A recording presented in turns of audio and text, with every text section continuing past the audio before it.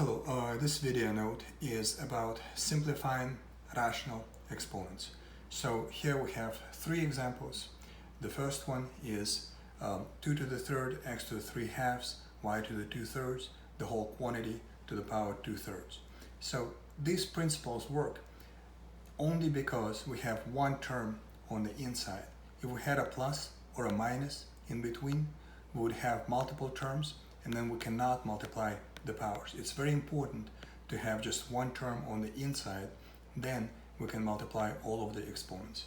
So let's do that. We have 2 to the 3 times 2/3, x to the 3 halves times 2/3, y to the 2/3 times 2/3. And then we simplify them using the rules of fractions. So multiplying by 3 and dividing by 3, it cancels off. We have 2 to the power 2. 3 times 2 is 6. 2 times 3 is 6. We have x to the power 6 over 6. And then y, 2 times 2 is 4. 3 times 3 is 9. 6 over 6 is 1. 2 to the 2 is 4. So we have 4x, y to the power 4 nines. And that is the end. That's the answer. Unless we have to write our answer as a radical, then we remember that the bottom number is the root number and the top number is the exponent. So we can change it to 4x and then 9th root of y to the 4. And this is the answer to the first example. Example number 2 is with the division. The first one was everything multiplied. The second is everything divided. So now we have multiplication and division in the same question. Since we still have one term, everything is connected, we can multiply all of the exponents by the exponent on the outside. If the inside does not have an exponent, that's the power of 1. So we have 3 to the 1, 4 to the 1, and we're multiplying the powers with the powers. 3 to the 1 times 2 is 2, x 2 times 2 is 4, y 4 times 2 is 8, and we proceed the same way on the bottom. 4 squared, x to the 6, y to the 4th. Now we see that we can simplify a little bit because 3 squared is 9, and then x to the 4th, y to the 8/3 divided by 16, x to the 6th, y to the 4th. Now, when we are dividing with the same base, we can subtract the powers to make it simpler. So here we have 9/16, and then x to the 4th minus x to the 6th makes x to the -2. And then y to the 8/3 minus 4. Because the powers are 8/3 and 4, and we minus them. Now we have to simplify this result. So here on the side, let's compute what y to the 8/3 minus 4 is. So here is 8/3 minus 4. We need a common denominator. Common denominator is 3. So we have 8 minus 12/3, which is -4/3. So we have 9/16. Then all the negative powers go on the bottom.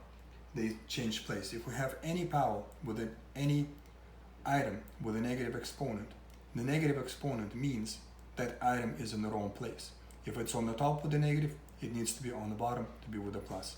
If it's on the bottom with the negative, it needs to move up to be with a positive sign. So here we have x to the +2, and then y also has negative exponent, so it goes on the bottom. And this is the answer. If we wanted to, we can rewrite the final answer using the radicals. So here on the top, let's put the final answer, and it would be 9/16, and then x to the 2 on the bottom, and then the y has the root is 3. So we have cube root of y to the 4th. But that's not actually finished. It's not finished because the power on the inside is more than the root number. So we can actually take out one of the y's. So let's rewrite this. And this becomes 1y and then cube root of y to the 1. And that is really the final answer. Now, the last example is with radicals. So here is cube root of 8x to the 4th, y to the 5, z to the 6th. Well, first of all, 8 happens to be 2 to the 3rd, so we can rewrite it using the smaller bases we use, the better, because in the end we still have to go to as simple as possible, so we have to simplify it at the end. Why not do it in the beginning to save some time? So we have x to the 4th, y to the 5, z to the 6th. Now, when we deal with the radicals and exponents, we divide the exponent on the inside by the exponent on the outside. So we have 3 divided by 3, which is 1, remainder 0. So for the 2, we have 2, the whole power is the outside power, so we have 2 to the 1 on the outside, and then on the inside there are no more 2's because the remainder is 0, and 2 to the 0 is 1. We don't have to put 1 inside the radical. The next is x to the 4th. So doing the same process, here is a scratch paper. 4 divided by 3.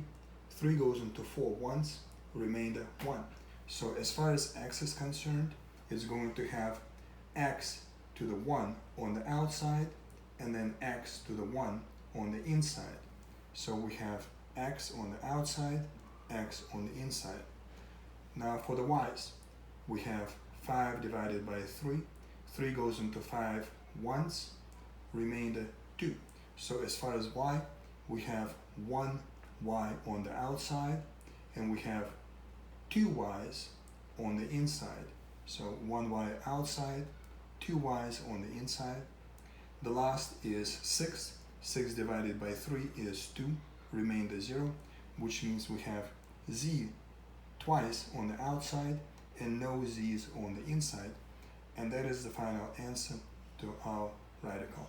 And that is it for how to work with a few examples of how to work with radical exponents. And that's it for this video. If you have any questions, please let me know. Thanks a lot for your time. Take care.